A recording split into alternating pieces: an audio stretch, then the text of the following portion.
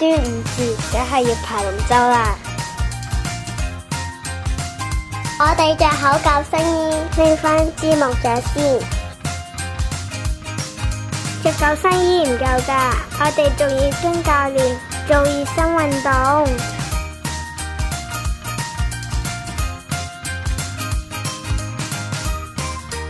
然後喺岸上面練習龍舟動作同埋安全示範。好嘢，我哋可以上船啦！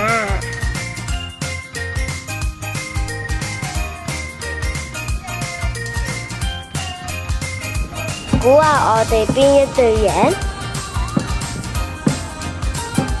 比賽結果係打和。大家都有獎牌，好開心啊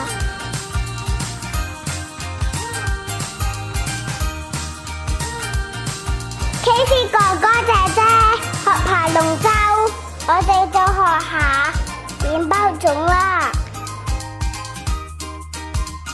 呢啲一塊塊嘅就係粽葉，呢啲一條條嘅又係水腿。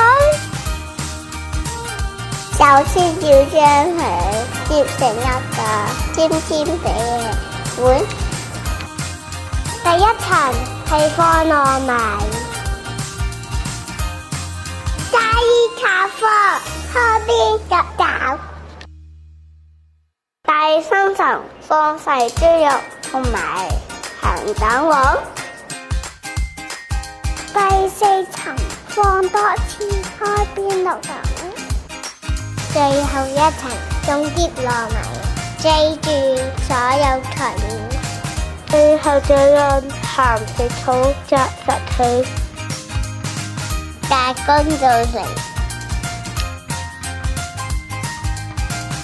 試食時間，哇，好香啊，好味道，Yummy！